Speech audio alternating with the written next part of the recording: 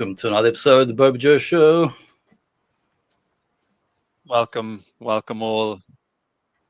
Happy to be back. Happy to be talking some Wrestlemania, the 12th installment of Wrestlemania.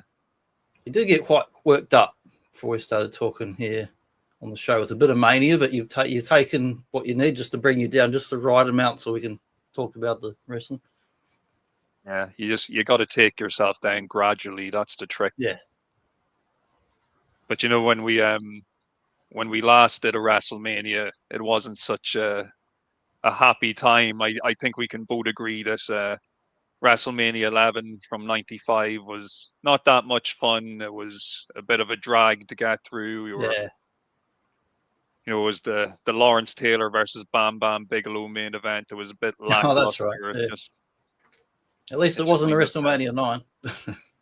Exactly. Yeah, it wasn't a WrestleMania 9, but yeah, we've gone over some rocky road with these manias, but I think now we're actually owed a good mania, and we're going to get a good mania today with WrestleMania 12. We've earned it. By God, we've earned it. Well, I'm grateful. Speaking of by God, no Jim Ross commentating on this show. Yeah, what a travesty. Sorry, I interrupted you there. No, I was just saying I'm grateful because it is up and down in these years where like you get some good ones and bad ones, and yeah, and I think we suffered through 9, we suffered through 11. I know we got 10 in between, but we're owed another good one now. If we're going to go bad, good in that order. Yeah, like good matches, and it's also when I just look at the card, look at who's on the hang on, bring this up here. Look who's on the actual card here. It's one of those real transitional times again where we're seeing guys who are here, but you're going to go over to WCW, and guys of legend, guys like old Piper who's popping up for an appearance, and certainly not in the prime of his life anymore, and medical history and all that as well. But it's an interesting time, and then we know that Hart's going to disappear, not too much longer before he goes away and has a nothing career in WCW and gets injured. And we see Stone Cold, but he's got the hair's been shaved off now, but he's still got $1 Million Man as the manager, and he's still got this $1 Million belt.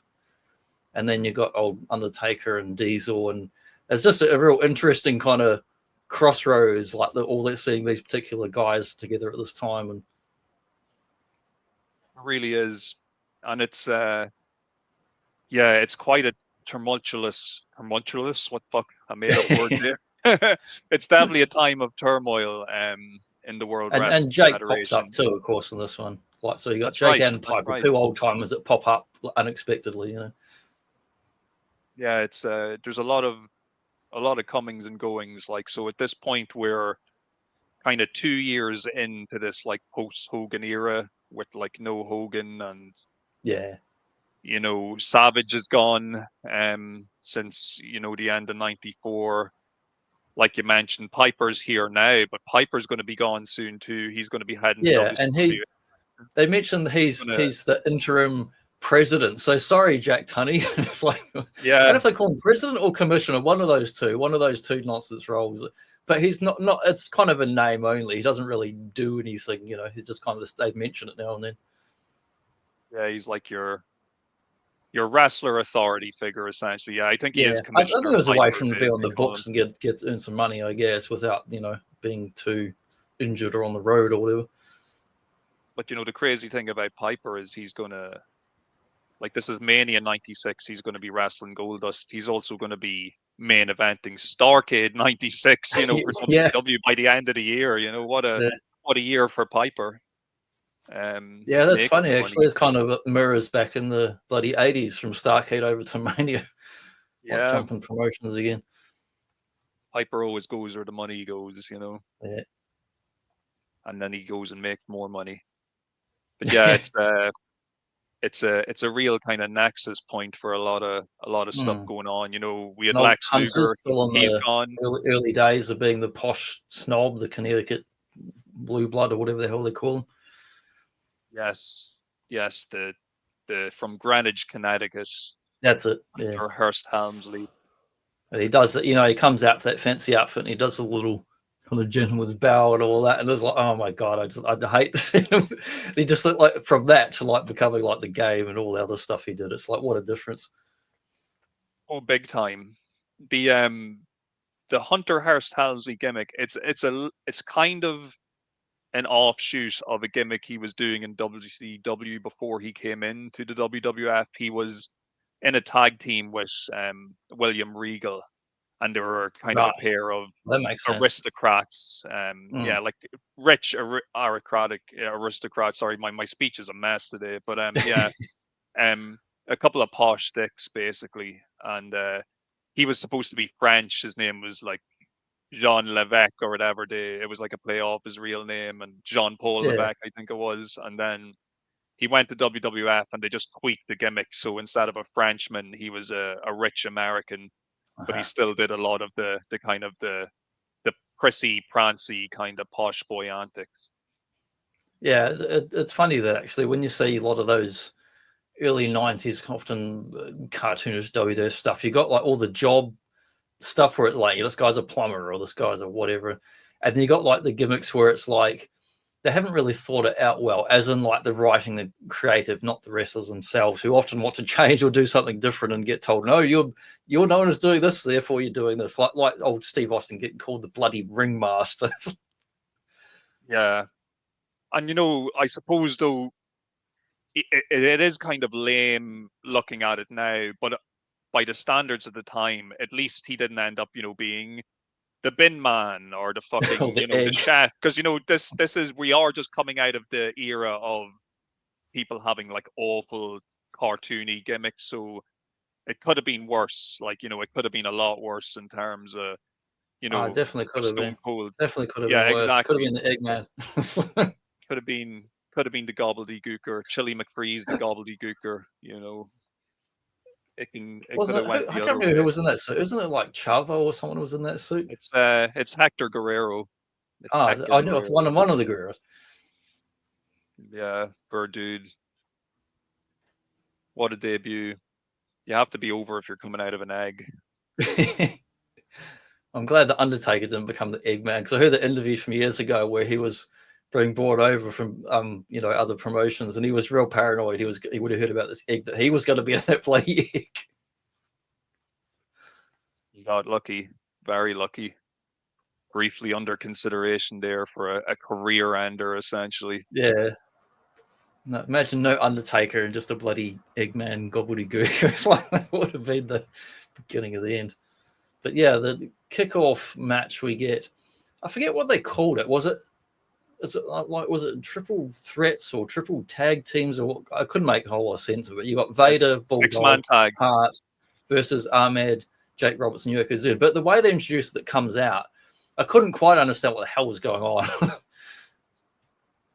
They have an interesting way of introing the guys for this match as well, because instead of like coming out together, like both teams coming out together, they give them like mishmash music.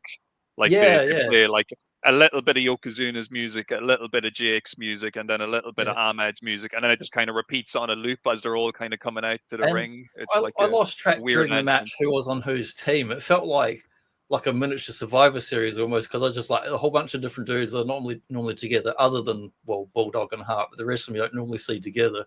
And it was an enjoyable match. I like seeing good talent, with the exception of maybe Ahmed Johnson, who looks like an action figure, but not much ring ability. Yeah, one of these things is not like the other. Ahmed does kind of, from a work rate perspective, he definitely stands out in the match. Even though, to be fair to him, bad for the guy. He kept getting injured every time he got a bit of a chance, a bit of run. He always gets bloody injured. Yeah, exactly. And like he is really over with the crowd at this point in his career. I would he's still buy definitely an action figure on him. He's a big, impressive-looking dude. I'd put him on the shelf with other guys. He's a bit like Ultimate Warrior in a way. He's charismatic, but you can't really understand what he's saying, even though you do know he has charisma. He's also Mostly built like a brick shithouse, and he's dangerous in the ring as well, which is also like a similarity to Warrior. So yeah, he does have those qualities. We got to see, though, two really great big men in this match as well, with Yokozuna and Vader, and we do get a few nice kind of moments where the two of them are on their own in the ring, you know, kind of trading off.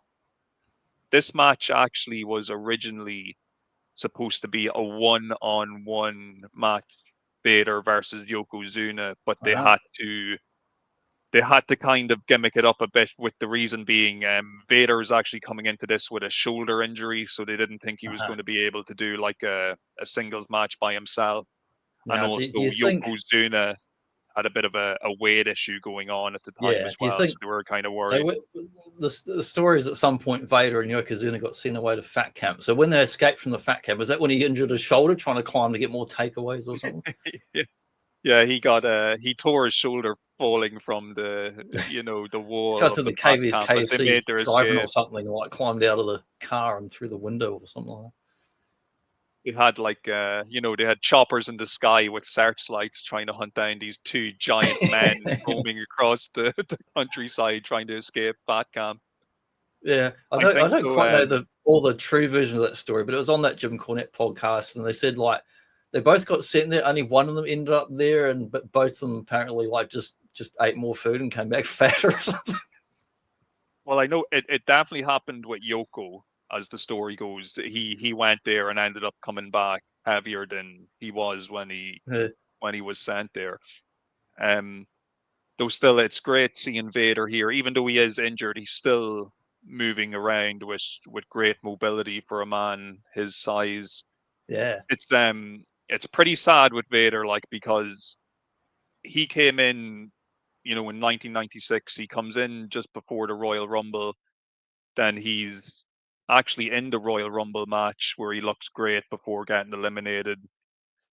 But they write him off TV the week after when he attacks Gorilla Monsoon, and the reason they write him off TV is because of the shoulder injury that he's supposed to be going to get surgery for. But they tell him essentially that it's going to be okay for him to take, like, you know, 4 to 6 months off to heal. But then before WrestleMania, he gets the call saying, "Oh no, actually Vince wants you to work WrestleMania now." And of course, he's not fit to do a full length singles match because of his shoulder, and that's why we get this 6-man match. But like, it just goes to show you, like, Vince, he'll tell you one thing and then do another. You yeah, it know, he happens just so doesn't often. give a People shit. injured and out, and then go, "Oh no, we need you." It's like now at Yeah, least it's better where they've got better rehab and stuff and give people proper time off. it's crazy actually looking at the graphic for this first match, because we got a lot of people who are no longer with us. We got like Vader, British Yeah, Bulldog, Owen Hart, and Yokozuna are all passed away. They're all deceased. and It's yeah, only amazingly, Ahmad Jake is Jake still still around. Like alive. he's the guy I think would be Yeah, gone for all the drugs and stuff he's done over the years and crazy shit. But yeah, he's amazingly still around. and Jake at this point, he's probably not in the best place in his own life. You know, he's only recently Yeah, returned to the World Wrestling Federation. He's doing this gimmick where he's like a Bible thumping baby face, and he's constantly quoting the scripture and, you know, talking about how, you know, he's used Christ to get rid of his demons and all this stuff. Whereas in reality, I think in real life he was well off the wagon and, you yeah, know, not doing too good, and was struggling, unfortunately.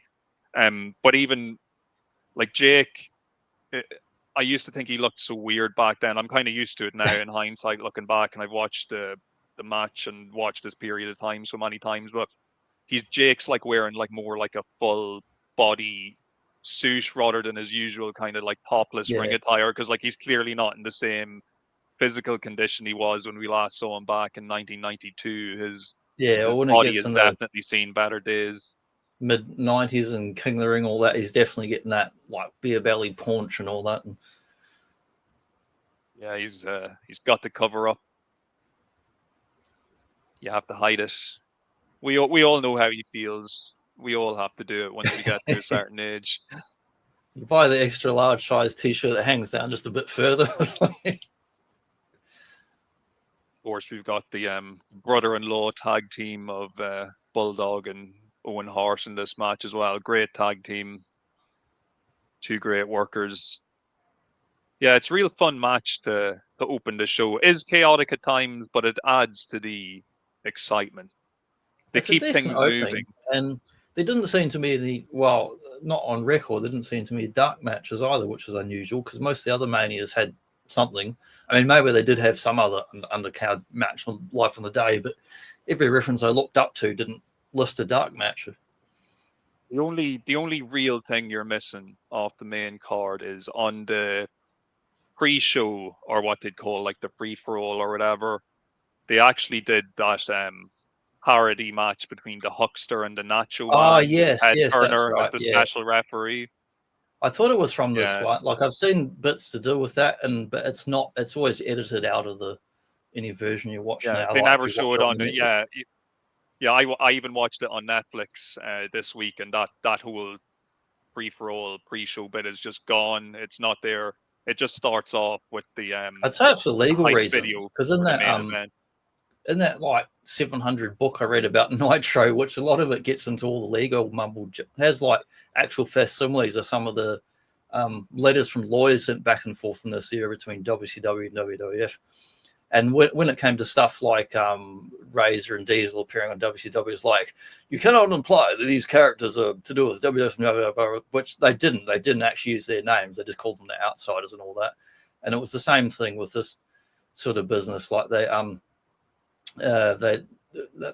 have to like usually not mention certain things or get into it, even if legally they could. But if it opens up another can of worms where someone can just start another problem, that's like, no, just lawyers say leave it alone, don't touch this thing over here.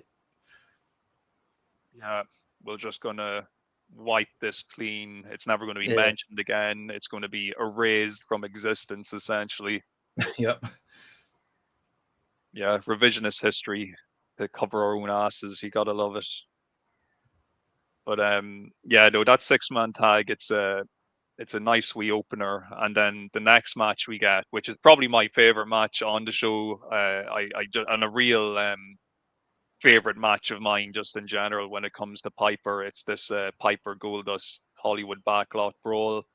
Yeah, I didn't It's know until I crazy, was crazy reading match. some more behind the scenes stuff that wasn't in the Piper book. It was actually in the kayfabe wrestling book I'm reading at the moment, which is like a serious history of like American wrestling, both show wrestling and proper carny wrestling, back to all about, starts at about 1880 and goes right through like Hackenschmidt and Gotch and all that. And it talks about all the history of like early staged fights and shows that would put on, for betting purposes, and how it became a big racket and a big problem, big problem that ended in some real world violence and had like mafia and other shit involved, all kinds of stupid things behind the scenes.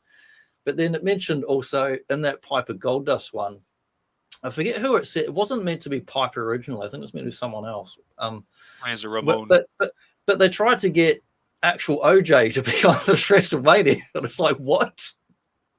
It's like, seriously. And I'm like, yep. Like, well, they had Mike Tyson on the other thing, and I'm like, yeah, I could see it this era. Like, yep, they absolutely would try and get anyone they could for crazy celebrity 100%. cameos. And yeah, they were clearly like lusting for OJ, since they used the OJ footage for the chase. Yeah, that famous in this, footage. Yeah, I think, and knowing who Vince McMahon is and the type of stuff he's done, it would not have surprised me at all for them to try their best to bring OJ in some capacity. And when it comes to the match with Goldust, yeah, when it was supposed to be Razor Ramon originally. Oh, yeah, that's this what it match. was. That's what I read, and I couldn't remember. And so just to give people a bit of background as to what's going on, Goldust had made his debut a few months before. He was immediately kind of put into a feud with Razor Ramon. However, around this time, Ramon decides, I'm leaving. I'm going to the WCW. I'm not going to renew my contract. And he faxes Vince McMahon and lets him know he's going away. And coincidentally, he then ends up failing a drug test. What a Yeah. coincidence! And So he's taken off TV and he's replaced in this match then with Roddy Piper. Roddy Piper kind of steps in and does the Goldust feud. And He has even a though real I love Razor Ramon, I do, yeah, I love Scott Hall, but I'm really glad Piper stepped in and did this because he yeah, did it a was really, good really fun. great job And here. he wears like he's wearing not even like any of his usual wrestling kit and caboodle. He's wearing just like jeans and like casual clothes. It reminds me of like that what do they call that 80s one of the Patterson versus Slaughter in about 81 or so. Yes, yeah, and the I know the match you're talking about. I know the And match you're Patterson's in talking like about. the cowboy boots and the jeans, and it reminds me of that. It's like Yes. because they're trying to kayfabe it like it's like there's meant to be a match, but they start out just with a brawl that's outside the arena before it even happens, like trying to mimic like it's an actual fight or like there's a disagreement before we even really get to the match and fight, and it's quite fun because you got all the it looks like your typical WWF like hardcore style one, which is like hardcore light compared to your ECW or crazy Japanese death matches and bullshit like that. But it's more like they're just just kind of like brawling and slamming into trash cans and an alley and all that. And we've got the iconic white Ford Bronco, which is a reference to the OJ thing, and that's how they're able to mimic. We'll use that bit of actual footage and then cut it in with the actual footage of Piper driving. And then Goldust and the gold Cadillac. It just looks the Yeah. gold Cadillac looks it's cool, but it looks so cheesy. It looks like something you'd have like a Barbie and Ken doll, like just like a $2 plastic sort of look to it. And love the brawling, and I love the awesome bit where Goldust gets back in the car and takes off and just runs into Piper. And I don't quite know how true it is in the stories, but he was supposed to get out of the way or not. But he jumps on the hood and goes for a ride on the bloody car. That's just like, what the hell's going on? Yeah, well, whether he was supposed to do it or not, it made for a Yeah, very, very memorable visual. it's I very just love the dangerous. Like whole. he's really driving a real car. It's not gimmicked or anything. It's just a real car. You're driving it at someone. Well, he hits these kind of wheelie bin dumpsters at such force that they almost wreck a producer's car, like that's sitting in the Yeah. parking lot. They just go flying across the parking lot, you know. One of my But favorite it's a things is crazy, crazy it's match. like an alley, but you've got like production people and stuff around and cameras, but then there's just crappy little craft services table with some stuff on it, and it's obviously there just to be knocked over because no one's eating anything off of that crappy food table. Catering in the car park, you know. Yeah, But it's no, it's a wacky, wacky match. But they really give it to each other, like they are punching the heads off each yeah. other. We I'm just see gonna in open the door here for yeah. my cat. He's squeaking at my door. No worries. Squeaky wheel gets the cheese. He Yeah, does, he Goldust does. in the first couple of minutes, like he doesn't have that wig on. You can just see his normal Dustin Runnels hair. It's quite pretty shorter than my hair is at the moment. And you see like these spots of blood really early in the match where he's already scratched his head on all the stuff that they're colliding and smashing into. And there's blood Yeah, later they on actually on Piper's jeans, but I don't know if that's gimmick, if that's dripped from Goldust or if that's gimmick because he doesn't have it in the earlier part. But later on, when they come back to the arena, there's all these spots all the way. It looks like real blood. It looks dark like real blood, not like ketchup. But I can't tell if that's been gimmicked and they put that on when he's been driving the car from or not. it could well be real blood because Well, there's a it looks few like real moments spots. Like where I've bled yeah, on. He's wearing jeans. I've bled on jeans as a kid when I got hit in the mouth with a cricket bat, and it went all over my jeans, and it stained them. But you can tell real blood because it dries and it turns dark, like a dark maroon or purple. It's not bright red like tomato sauce. If it's bright red, you know it's fake because it almost immediately starts drying out and turning dark. So it looks real, but you just never see when it really happens. Like he could have been bleeding from the yeah, mouth or something when he was in the car when he was driving. it could even be Goldust's blood. You know, Yeah, it he could be just gold dust blood. It looks like it's dripped from a head downwards, but you don't see them other than the top of gold dust head. You don't see them anywhere visibly bleeding. That's why I couldn't quite work it out. I think you might see, now I could be misremembering, but I think you might see like Piper's hand or arm gets bloodied up at Yeah, one point. It could be off. It could come from that as well. And that could even yeah, be it could be Goldust that. blood And he as could have like well. rubbed That it on could, his pants when he's in the car or yeah, something. but it's very violent and Yeah, it's probably the first instance of cinematic match, because you know that it would become kind of popular in the modern times, especially during the big pandemic, to do these like cinematic matches, but they never quite pull them off as well as they pull off this one, because even though it's technically the second match of the night, but the match itself goes through pretty much the entire show till right just before the Yeah. main event. We're going to be seeing bits and pieces of like highlights of the match as other matches are going on. We're going to see the chase with the OJ Bronco and Goldust's car, and eventually they're going to actually make their way back to the arena. They're going to brawl into the arena right out in front of the live crowd, where Yeah, and they don't Piper's have going to like like, stupid entrance music playing like, oh, here we've announced it 5 minutes before they get. It's like, no, they really brawl in, and it's like, whoa, what's going on? Like it's interrupting the event. yes, just knocking the shit out of each other all the way to the ring. And when Piper actually gets him into the ring, he's like stripping him off, and he's wearing like ladies' underwear and stuff, and he's beating the hell out of him. It's just crazy. It's a crazy kind of show long spectacle that the two of them engage in. Yeah, I do It like works. sometimes WF when it tries to do stuff that sometimes the editing's not the best, or the way they do something, you think, why do they do it that way? This instance, I like that they started off as the second one where it's outdoors. They take off and they're chasing each other in the cars, and then you hear like reference now and then, oh, they're out there, we don't know what's going on. We got an update from JR and Lawler or whoever's on the bloody comedy.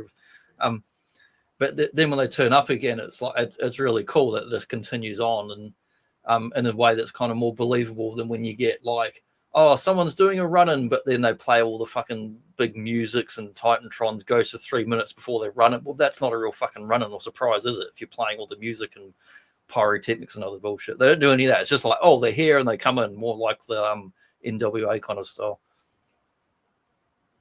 Goes to show you though, at the time, how much of a maybe afterthought is too harsh a term, but how little figured in Stone Cold Steve Austin was in the grand scheme of things, Yeah. because he's here having this match with Savio Vega, and during that match is when they cut away the most to the Roddy Yeah. Piper car chase. And you kind of like, if you were Austin at the time, you probably weren't feeling too good. If you found out afterwards that like during your match they were just cutting out large chunks of it so they could go to this live footage of this highway chase in the Yeah, well, Bronco. Austin hadn't blown up yet, and it's like he's moved on from just being the ringmaster, where he had that kind of stubble hair. He went from Hollywood blondes with the full luscious locks, then down to real short hair, where it looks really weird when you see him with the stubble hair now. Then all the way down to like the full bald head, where he's like says he saw that like some bloody late night thing on TV about the Iceman or some murder or whatever. He said, that's it, like the Iceman and Stone Cold, and shaved the head and all that. And so he's gone into the look we know, but he's still with $1 Million Man. He's still got that $1 million that diamond studded belt, and he hasn't blown up. And in his own book he put out years ago, that this was a time where he really didn't know if it was going to go anywhere, if he was going to be fucking fired in the next 6 months. Because where someone comes in from another promotion, they try and build them up. You get a stupid fucking gimmick like the ringmaster, and then you think, where's my career going? And the next thing you know, you're out the fucking door. But luckily he had the King of the Ring with Jake the Snake, and he had the Lions, and then he had the horrible fucking instance where Owen obviously dropped him on his head and fucked up his neck. But both of those things helped blow him up, and then into the feud with McMahon and all that, and became the Stone Cold we know today when we think of him. We're still about a year off, roughly. Well, we're not. We're a couple of months away from the King of the Ring, but we're about a year off of him really exploding into that main pop kind of scene. And then not long after, So the Rock explodes as well, and then you got like two guys vying for the top position in the company and that. And yeah, and you've got your two bright stars for the future to build around. Yeah. Whereas here he's definitely got potential, but he's definitely positioned alongside Savio as a purely mid-card, affair, and there's just not much to it.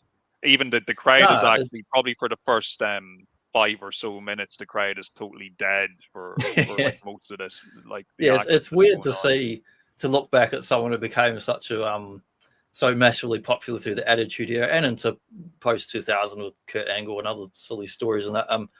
But here he's just doing like a jobber match, you know. Like here he's not even as well known or popular as being in like just being Hollywood Blondes with Flying Brian and all that. He's kind of like gone down a peg, and that's before he's gone up again. You do get a bit of a reaction when he hits Savio with the $1 million belt. It makes a big plonking sound, and the crowd give it a bit of a they even pop. talk about it. Did you hear that? Oh, come on, I love it. Like, that was an early sign, you know. It kind of tells you like bit of I mean, both guys are like both good at actually wrestling, and like, you know, they're fairly physical in that and conditioned. Austin's still in great fucking shape here, but it's kind of funny when some of the highlights for the match of me is just seeing $1 Million Man at the side and seeing that actual belt is kind of more interesting than the match. Yeah, you're getting more of the like nostalgia buzz. Just yeah, like exactly. Get like $1 kind of million like nostalgia man. from it. It's like, yeah, but Austin, he had a little bit to go. You know, it would. A few things went in his favor. First of all, $1 Million Man left the company, which meant he didn't have to have him as a manager anymore, which meant they could quietly drop the whole $1 Million champion gimmick and focus solely on the Stone Cold aspect of the character, yeah, which definitely at helped least him they as well. got something to start with. I mean, the ringmaster sounds stupid. That part of it, I don't like the name and crap. But being paired up with Ted DiBiase, if you're a guy coming into another promotion going, you're paired up with this fucking legend who's going to be in your court, that's not a bad thing to help, like, you know, help sell you and put you over and be like, here's someone worth paying attention to. Agreed, definitely. And both guys are pretty decent technical wrestlers, like Austin in his prime and Ted are both like pretty good physical guys in their conditioning and what they can do.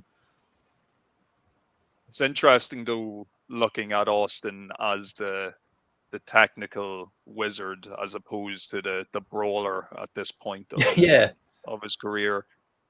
Sometimes it can take a little bit of getting used to, because I had been watching just a lot of through the, you know, that WWE Vault YouTube channel. They just put up a lot of Attitude Era stuff, so you're watching Austin brawling and bleeding all over the show, and then you back and kind of watch him here. That's what I first saw back then was the Attitude stuff. It wasn't until years later I got to see some of the Hollywood Blondes WCW stuff and going, oh my god, he's really talented. The shit he can do before he got fucking injured and all that.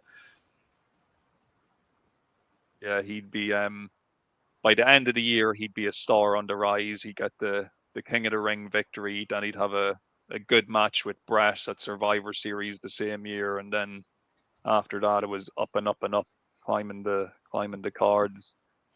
But speaking of climbing the cards on the future, but maybe not at the moment, we had Triple H taking on the Ultimate Warrior next, you know. Yeah.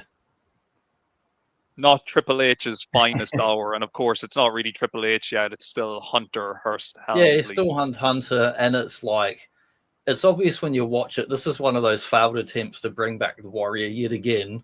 I mean, I lose count of how many times he came, because he came back in a couple of times here. He came back in WCW a little bit, and each time it just fizzled and went nowhere. Like there's a big pop from the crowd, but it's like that nostalgia pop. He's doing all the shaky things and bouncing around, and Hunter's there like, you think of him as like when he's like the Game, that kind of 2002 era, he's like where he gets like much bigger and he's been done a lot of bodybuilding and really pumped up, and he's like fucking Hulk Hogan sort of size, you know, he gets like massive, but he's also amazingly talented. And just seeing him here, and he's just like, well, you're going to do a job for the Warrior. Yeah, not only are you going to do the Warrior's going to be gone Warrior, again. yeah, he's also going to like stand up and no sell your finisher as soon as you hit him with it, and make you look like he's going to make you look like a complete chump. He's going to like, he's not even going to take his jacket off while you're hitting him because he cares. Yeah, I found that hilarious when he has that quite gorgeous jacket on that he wore a version of when he fought Macho Man, and that big full length one. One of the best versions of his costume. But then he doesn't even take it off, and then the poor referee has to flick it out of the ring when no one's looking. Yeah, Hunter, he hits Warrior with the pedigree, and Warrior just like, straight up, and just start beating his chest and starts going through his whole routine, nails him with the multiple clotheslines, then the shoulder tackle, then the big splash, and he pins him with both his knees on his stomach while popping a double bicep. That's how he pin. He absolutely demolishes him, just Yeah. demolishes him. I don't know why he put so much effort into all that bodybuilding, and like a lot of people say he's a prick and all that, and kind of a selfish person. But I get in the interviews and stuff, he seems like he was an introverted sort of person and not great at probably communicating with people outside of his circle, you know, of family or that. What kind of comes across to me. But why he put all the effort into bodybuilding, he couldn't put a little bit of effort into just learning some more basic moves and shit. I just don't get it. Don't understand that. Like on one hand, I can like sometimes I can see how it could happen. Like you might look at somebody like a Hulk Hogan, and if you're Warrior and you're looking at Hogan, you're probably thinking, well, he gets away with doing not too much. Even Hogan's Maybe I'll got get some away with. ability more than the Warriors. That's the thing, though. That's the thing. Hogan is still, you know, at a base level, he's a lot more. He's like safer than Warrior. He's smoother than Warrior. He still Like had the that thing about AWA Warrior, period, but and bits of Japan before he went to WWF and went like, okay, here's my 3 moves and all that, you know. yeah, because like with Warrior, like the issue isn't that he's limited in the amount of moves that he can do. It's that he's kind of sloppy and dangerous at the things he does as that's the well. other Like side it's of it. yeah. Like when he hits the stuff right, it looks great. You know, it's when shit goes wrong though that, you know, Warrior can hold the pieces and be exposed. But, you know, on this night, at least the audience were kind of happy to see him back. He got the nostalgia pop. It's totally going against that whole messaging of this is the new generation of youth and all that shit. You Smaller know, guys and steroids are out, and like we've already seen like Jake in the first match, and now we've got Warrior back as well. Just to, you know, Piper's been there. Like, you know, it's not exactly a youth movement that we've got going on tonight. yeah, not exactly a drug-free movement either. Although they're probably more on Yeah. pain pills than anything else at this point. And even though like Warrior, he still has a great physique, but it's, you know, once again, it is noticeable. He is not as inflated as he would have been when we last saw him in '92. Well, his ego was still inflated, just his body wasn't inflated. Unfortunately, he signed a ridiculous contract to come back. I think as part of the deal, the WWF had to purchase like a couple of 100,000 copies of the Warrior comic book and agreed to have the comic book. It. And, the comic book used to see the dollar bids that no one wanted. They may also have had to promote his Warrior University scam wrestling school as well. So, oh jeez, yeah. And he still couldn't keep it together to even get his money out of them. He still ended up getting into arguments with them, and he'd be out of the company before the year was over. He'd have a brief feud with Goldust and Jerry Lawler, and then he'd be gone in a couple of months essentially, and wouldn't see him again till like 2014 or something like that. It was a long time. Like Hall of Fame and all that. And then he returned and then died nearly as soon as he returned, which was also crazy. Yeah, that was horrible actually. That's really still heartbreaking how he ended up. But look, it's easy to look back and laugh about his like crappy comics and stuff, but ironically, he's one of the few characters that actually would transition well to comic books and video games and other media if it was done right and not done shittily. Yeah. And with Warrior as well, like it's real easy to make fun of him at this point because now we have kind of reached, I suppose, the low lives of his career, because he's going to wash out of WWF now. He's going to turn up for that awful feud with Hogan in WCW, and then that's pretty much the end of him being like a mainline star. Really, until they did that hit piece one. What was it? The Ultimate something or other of the Ultimate. Tragic Ultimate Warrior in 2002 or so. They released a hit piece on him called "The Self-Destruction of the Ultimate Warrior." And it's so bad. Like even by their WWF standards, it's like when someone leaves the country on bad terms with Vince will look bad. It's like, let's put out a shitty documentary, get everyone just to slag them off, even if they don't want to. When that Warrior H match is over, like, so we got lots of like Warrior, celebrating at the end of the match and doing his like double biceps and doing his poses. But it cuts to an interview in the back, and it's Todd Pettengill, and he's interviewing the WWF's newest signing, which is Mark Mero, who's just come over fresh from WCW. I was never excited for Mark Mero. We were excited going, yay, it's Johnny B. bad or good or whatever. And do you know what actual I don't know how I'm I never feel quite about him. sure, because didn't he do a bit of dodgy blackface or something in WCW? That's Didn't he put like extra stuff on his skin for the little Richard gimmick? At the very beginning in WCW, it felt like it's if it's not blackface, it's as close to blackface as you can get, because he looks like when he's like the Johnny B character, he looks very dark, but it could be extra tan. And that in WWF, he looks more like, I don't know, like Mexican or Puerto Rican sort of tone, but I don't know what his actual ethnicity is. Well, they definitely must have gotten in some type of trouble for it anyway, or somebody outside of wrestling must have noticed, because how he looks at the beginning of his WCW run, he looks completely different by the time he gets here to the WWF. Like, he doesn't look anything like the presentation, and as the story goes, apparently Vince McMahon was a real fan of the Johnny B. Bad, Little Richard kind of rip-off gimmick, but of course, he couldn't use that in the WWF because it was a WCW invention. So he gives him this gimmick of the Wild Man, and he's and they put him in like kickboxer shorts. Later on, they do. Later on, they'll put him. Later on, he'll become Marvelous Mark Mero, the boxer, later on, which kind of plays off his real life boxing experience as well. Like, he's a former like Golden Gloves winner or whatever. I think sometimes then later, didn't they sometimes have him fight Shamrock and stuff like that? Yeah, they did. They did. He gets off to a decent start. Like, even his first, we see during this interview, like, Triple H is coming back after getting the shit beat out of him by the Warrior, and he gets into a brawl with Mark Mero.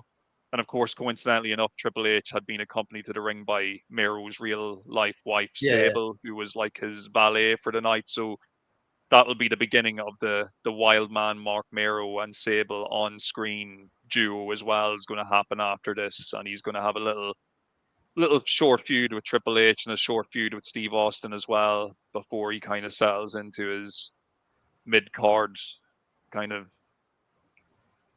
situation in the WWF. He never really progresses far up the card beyond a certain point. Yeah, he's always kind of got stuck in that middle ground as a lot of other dudes did. I mean, rosters like fill up and there's only so much room at the top.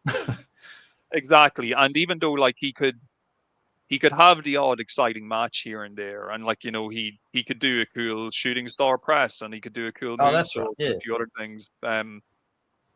But I just think as a character, he never quite hit in the WWF. I actually didn't mind the Marvelous Mark Mero, the boxing gimmick, because at least it was somewhat true to his real life background. It was something at least. But by the time he did that gimmick, he was already on his way out and winding down his career anyway. So it was probably and then you had like bloody Sable got more popular than him, and then like Sable would end up like suing them and other shit and all kind of stuff behind the scenes. Yeah, and both him and Sable ended up leaving in a huff over her situation. Then she ended up leaving Mark Mero, and like now she's married to Brock Lesnar, currently, and Mark Mero goes around doing like anti-drug talks in schools. So good for him, I guess.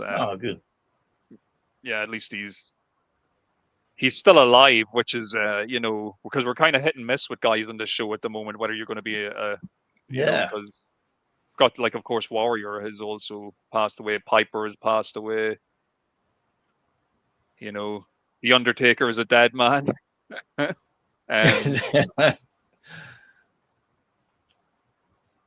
Speaking of dead men, it is The Undertaker versus Diesel up next in what I would say is Undertaker's first genuinely good match at WrestleMania. And they do some nice highlights of the showing the what do you call it, the ring psychology stuff with Nash leading up to it, seeing the like clone of himself in the casket and all that, the stuff that had come up in previous weeks. Yeah, getting pulled underneath the ring when Undertaker like cuts his way through, Yeah, and pulls him and down someone to else hell. apparently got injured on that night and possibly broke their foot or something because of that stupid hole. I can't remember who it was though. I think it was Bret Hart. He hurt his knee. He hurt his knee off it. But yeah, because we've watched a few Manias now, and we've covered Undertaker from the beginning since he showed up at Mania. But He's still apart got the from gloves. he's still got the gloves. He's also got a few shitty matches under his belt, because he's the last time we saw him, he was having that match with King Kong Bundy. It only went like 5 minutes.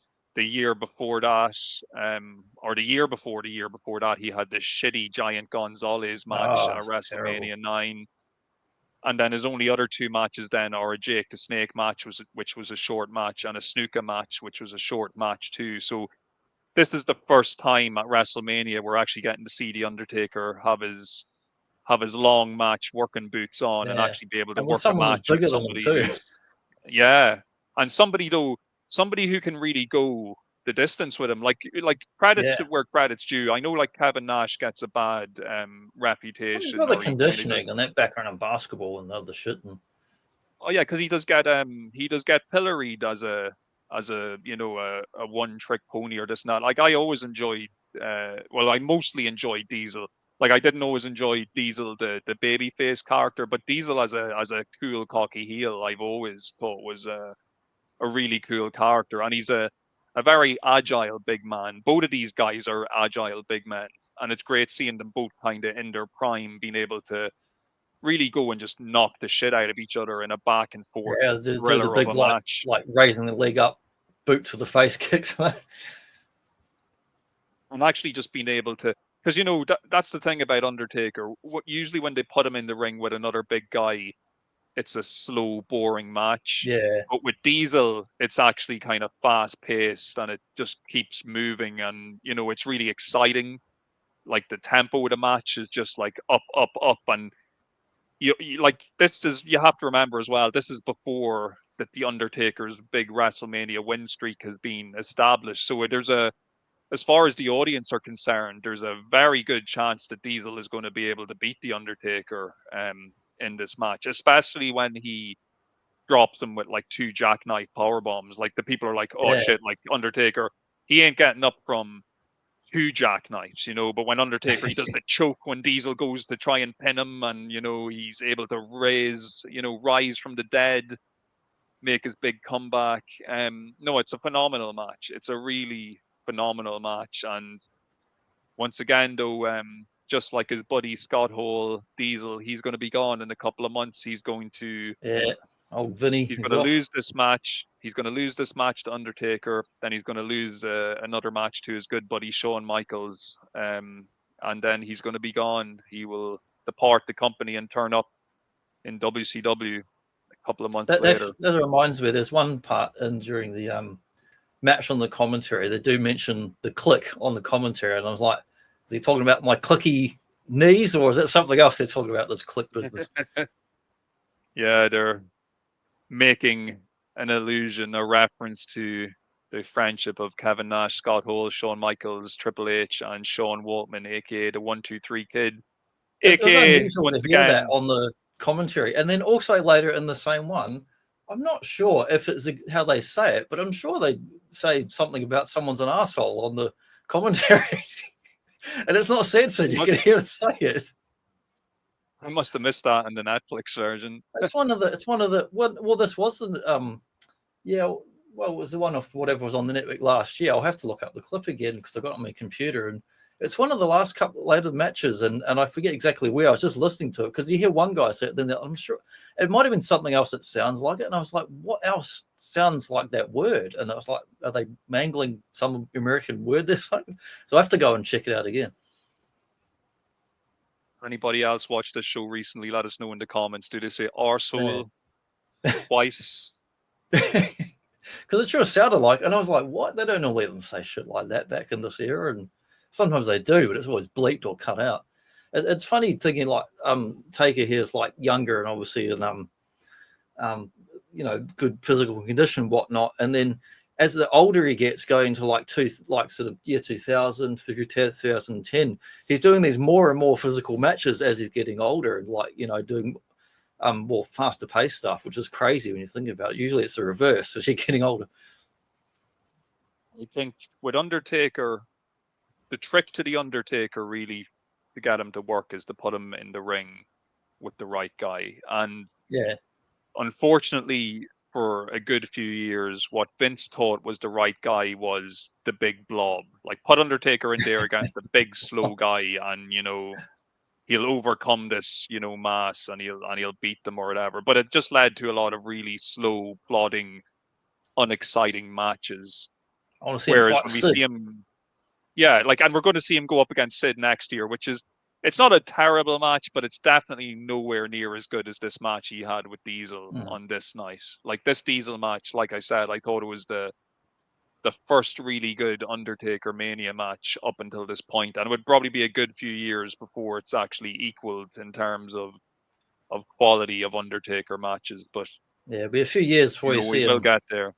wrestling all sorts of other guys and crazy shit, like when he's in the Dead Man Biker era, like Ric Flair comes out and beans him on the head of the metal pipe and stuff, and like, you don't interfere about anymore, Undertaker. And it's just like, holy shit, Ric Flair just smashed down the metal pipe. It's like, what world am I living in?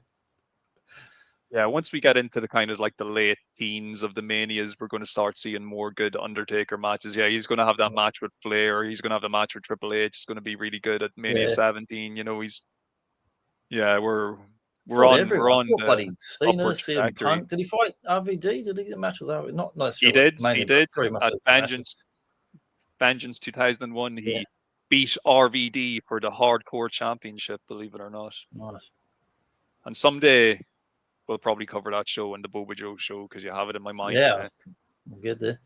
But yeah, I like seeing the old big men fight each other. I mean, you got different types of big men. You got your big blobby shaped ones like your Vader and Yokozuna and all that, or your bloody one man gang. Then you got your tall, your Kanes, your Undertakers, your Sids, your Diesels. And then we've got the complete opposite though for the main event. We've got our smaller, technical, Little chiseled. Smurf sized man. Oh, that's so cruel. No. They're definitely bigger than me anyway, both these guys. What's going on, Brad? Well, it's funny when you're in the bloody land of the giants and all that, when it's like, well, there's this different ratios of large sized men and people, and even the smaller ones next to the average sized person still look like a small person with massive muscles and, you know, still look like bloody big compared to regular people. Yeah. Oh, well, like, and they're both at this point as well. I think this is like peak Michaels for physical condition. He just looks fantastic. Yeah, he looks really good. And he gets an amazing entrance where he fortunately did not die, because obviously they hired someone with good rigging experience and whatnot. Yes, and Vince McMahon himself even did a run through of the entrance. Before the show aired, he actually strapped on the harness and did the whole descend himself to prove to Michaels that it was perfectly safe, and that he wouldn't do anything. You know, he wouldn't expect any of his wrestlers to do anything he wouldn't do. Unfortunately, he did not feel that way in 1999. You know, when poor Owen Hart had to descend from the ceiling, but that's a tragic I can't story not for think another of time. that Michael's like flying fox zip line thing. Like, what they were to do something decent there, and clearly not up to the same standards in a different year. Yeah, but no, we'll get there someday. But yeah, you can see pretty much the whole goal of this WrestleMania is to put Shawn Michaels over as the would-be next megastar of the company. Like the hype video, it's all about him pursuing his boyhood dream and Yeah, the boyhood dream. fulfilling his wish to be WWF champion, to be the best. And we've got Brett, the veteran, who's, you know, trying to hang on to the gold and cement his legacy as being the best of all time. And what we end up with is a classic match in many ways, even if it's a polarizing match, depending on, you know, whether some people hate it, some people love it, some people think it's overrated, that it's just okay, it's good, but it's not great. I know for me personally, as a child or as like whatever age I was in '96, I didn't really appreciate it fully. I think You I probably weren't looking for struggled. 60-minute matches. Well, that's the thing. Like I was a different person. Obviously, I was a kid, so Well, my you'd be attention span you was watch that shorter. one and like here's Hart versus Michaels in that 60-minute match, and then you'd be like, but meanwhile over here, here's like Ric Flair and like Valentine, like hold my beer. It's like 60 minutes. I try doing that night after night. And some people say that the fact that it was advertised to be an Iron Man and to be a 60-minute match, maybe that hurt it. Maybe it would have been better if they just had a match that happened to go 60 minutes, by happenstance, as Yeah, that's a opposed to fair something point. that was advertised to go 60 minutes. But It's strange too. They have the best of the falls and the counter. Well, counting up falls, counting down on the time, but they get 0 falls until the end, which is odd if you're trying to do a best of falls match, not to kind of break it up and have the. I feel like the ending would have had more emotional drama to it if they had those falls, and then it gets yes, down to that last fall in the last minutes. That would have, to me, like kind of pushed it up a little. even if it was just one fall each, just to give us something on the Yeah, it's way. like watching a bloody soccer game where it's like 0-0-0, but they get like 1 point, and then someone's got to score one fucking point at some point. 24-hour soccer game, or however long they play soccer for. And I think, though, for those who would criticize the match, that is probably one of the big issues, because even for the live crowd, when you're actually watching the show or rewatching the show these days, you can kind of tell there comes a point maybe about 22, 23 minutes into the match where you can sense that the crowd are beginning to get a little bit annoyed that nobody's gotten pinned or submitted yet. Like there's one There. moment where I think like Brett, like somebody hits a pile driver and gets a 2 count, and I think you can actually hear the crowd booing because it's another 2 count. You can tell they're starting to get a bit fed up. But then you see, it's a really tough thing, because what you're seeing is beautiful wrestling. Like there's a real art to what they're doing, and especially to go for that long. But on the flip side, there's a frustration, and I'm guessing it is to do with the kind of lack of falls the crowd were expecting. There was Yeah, going to you could have be had the same a back and match, forth. same artistry and skill and all that and showmanship, but just have some falls and have that counter go up rather than not. Otherwise, just don't have the fucking counter there. And it's even a thing like where it's not like the Iron Man at this point in the timeline is like an established match that we've all Yeah, seen multiple times.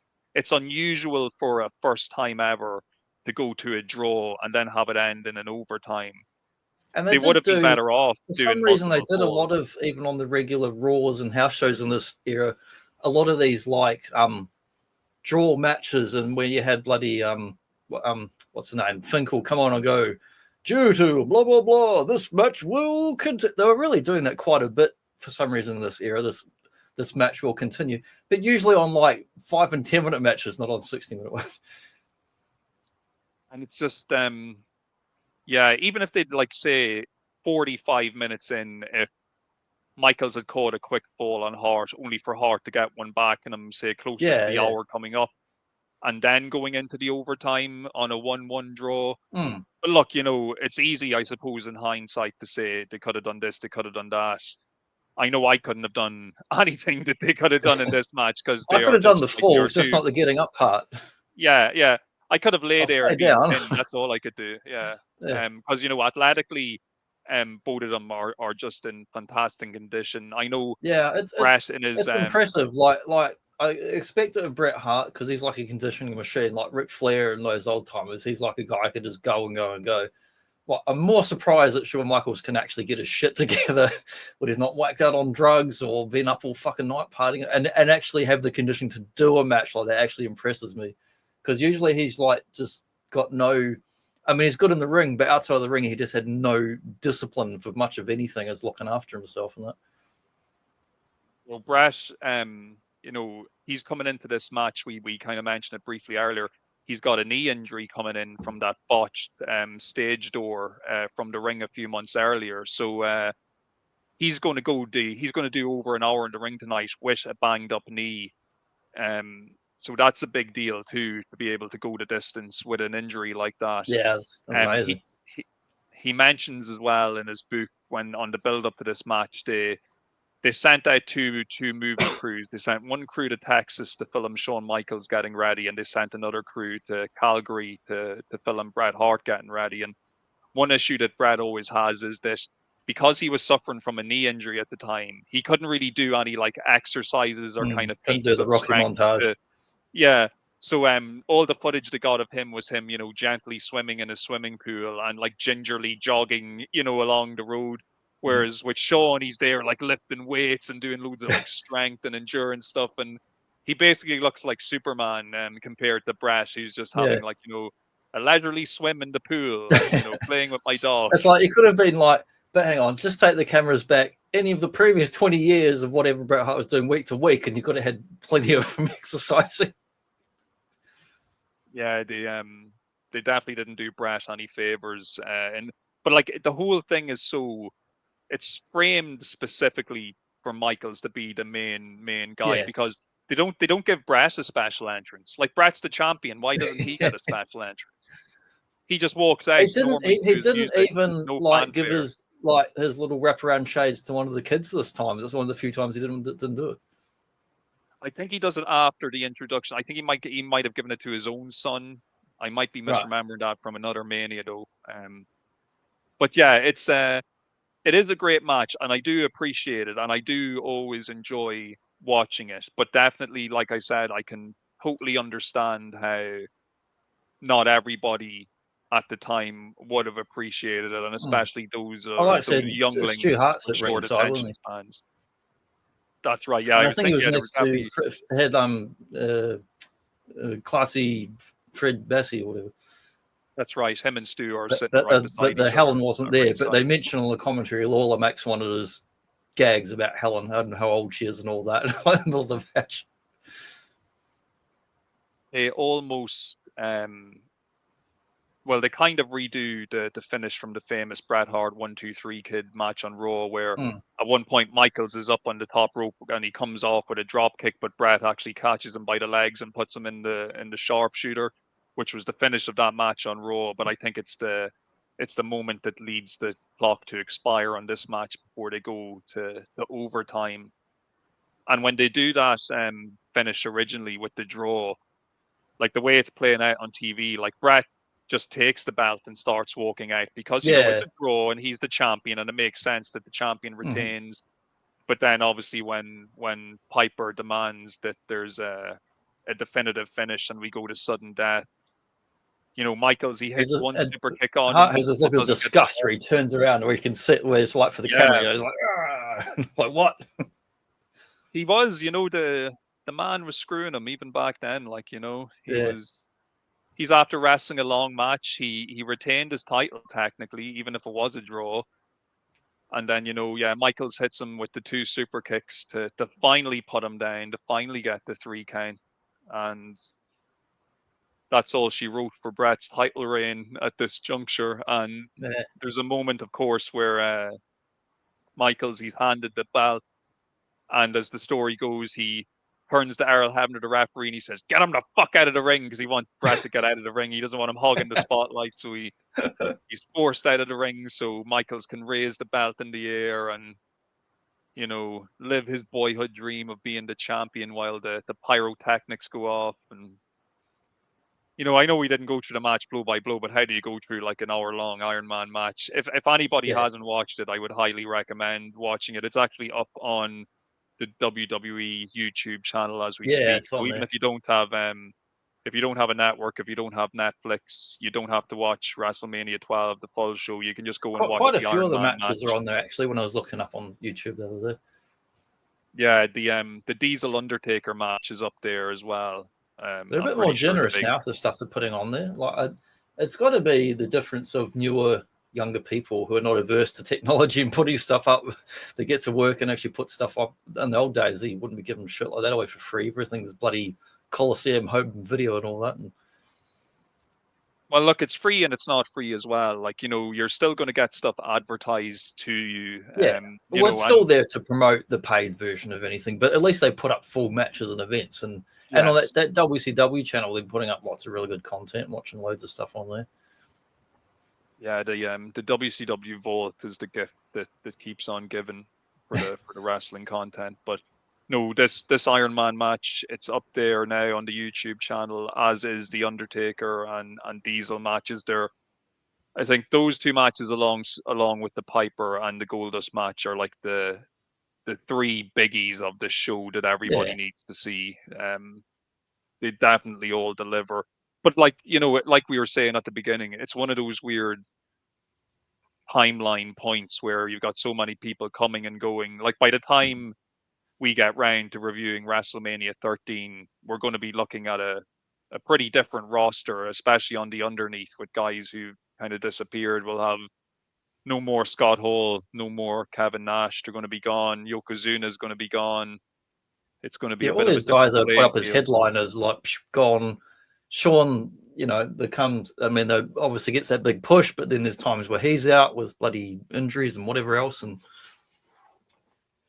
Yeah, it's a bit of a tumultuous. There's that word again. Time going through the Attitude Era, getting into the Attitude Era. yeah, what But you there's know, a bit of we're a gap before we get up. When you get to when Stone Cold really gets over and Rock gets built up, but along with them, like Mick Foley and Triple H are blowing up too and all that, and lots of classic matches. But a real gap from you got your post Hogan era, he's gone, and all these guys that break away into WCW, and then all these guys who built up as headliners in the post steroids era, and it was Diesel gone, Bret Hart goes, but there was an agreement there behind the scenes. It wasn't like he disappeared overnight or anything. He had all his deals and that, and McMahon, said if he can get a better deal, take it. So I can't pay you anymore and all that bullshit. yeah, we'll have to learn to appreciate Bret, because when we do WrestleMania 13, that's going to be his last WrestleMania that we're going to be covering Well, for a the good long, thing is long the time. best of Bret Hart DVDs are really cheap to get. Whether you get the DVD or Blu-ray, there's at least two different sets that have some of his real good classic matches and stuff with Jim the Anvil and all that. And Yeah. Oh, he was what he said he was. Best there is, the best there was, the the best there excellence ever of will be. execution. The excellence of execution, indeed. But I have to say, like on the overall positive vibes from this WrestleMania, Yeah, especially after the complete shite show that was WrestleMania 11. I yeah. We was didn't happy have with any it. we didn't have the fridge. We didn't have any NFL guys with us. We didn't have it stuffed with random celebrities and distractions. It was more, Yeah, a we bit more actually focused.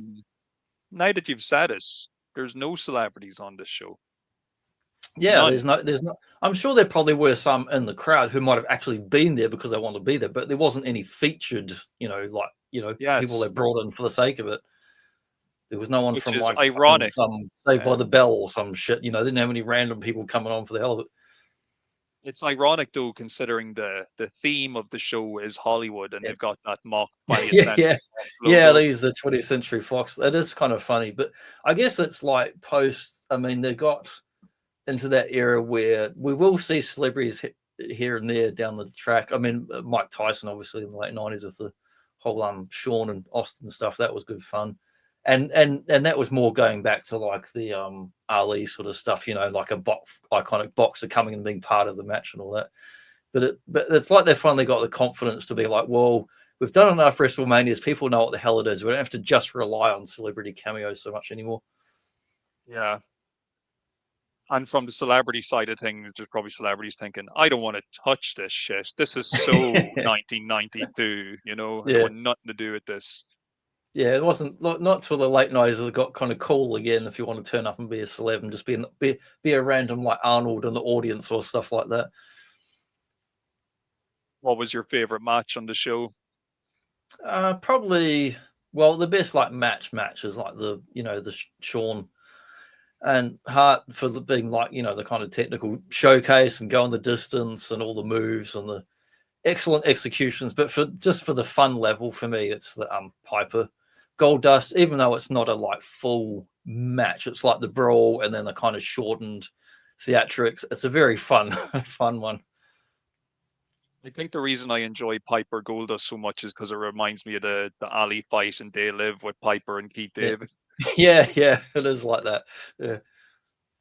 It's like the wrestling kind of toned down version of that, just with some cars added in for some vehicular craziness. And it didn't feel like, even though it's a gimmick match, it didn't feel too gimmicky. It just felt fun. Like they did a lot of the stuff, 95, 2000, they did a lot more matches like this, and like Al Snow and Mankind and Hardcore Holly, and they just like overdid their light-hearted hardcore ones where they're hitting each other with pie trays and a lot of stuff that was back behind the in the alleyway, not just the alleyways outside, but you're building tunnels and doorways and shit. You'd see like Kane versus Big Show. They just did like too much of it, and it's more special if it's just a highlight of once off. When you're doing it every fucking week, it just gets boring.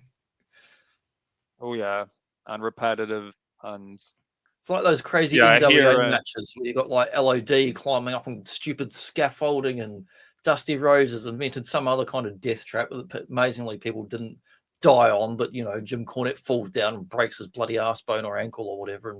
But all kinds of, it's fun seeing crazy shit like that, but not all the time. It just gets too much. Definitely. No, I definitely be in agreement with you there. Though I am looking forward to, as we do end up covering the Manias going into the late 90s, just to make mockery of those stupid hardcore matches that we are going to see, because we are going to end up seeing some ridiculous gimmick matches of all sorts as we move further into the late 90s. So always look forward to talking about that garbage. I don't mind a decent cage match when they're done right. That's probably my favorite gimmick match, because it's not, when it's just one-on-one or not so much interference. I like a decent cage match. But that'll about do for today. And sneak peek. This maybe. How do you feel about this for next week's topic? Oh yeah, count me in. Survivor Series 1987. Don't count me down for the 3 count. Just count me in for the viewing. But yeah, as soon as it's going to be a happening. Haven't done a Mania for a while, because I do want to get to doing some other different stuff, but I thought it might be nice to bang out some of these ones. And for a chase of the following week, we got Survivor Series 87. We might bust another cherry here. Royal Rumble. Oh, yeah. 88. Yeah. Cracking into these new genres of pay-per-view. Yeah, I'm really looking forward to the next couple of weeks on the show. That's awesome. My viewing sorted for the next couple of weeks. We're going to see Ricky the Dragon Steamboat and Rick Rude go at it in the WWF this time. We already covered them on Beach Blast and WCW. Now we're going to get to see them 4 years earlier in even better physical condition. We'll get to see, and in the Survivor Series, you'll see Anvil with the hammer. All the tools in the box. Yeah. But yeah, that'll do it for this week. So I hope you guys enjoyed us talking about the old retrospectives on the Manias. More wrestling stuff coming up the rest of this sort of month. Take care, folks, and let us know what you thought of WrestleMania 12. And hopefully you are also looking forward to the Survivor Series and the Royal Rumble. The Rumble Royale with cheese. With cheese. Oh, between now and next week, don't do any moonsaults off the garage roof or anything like that.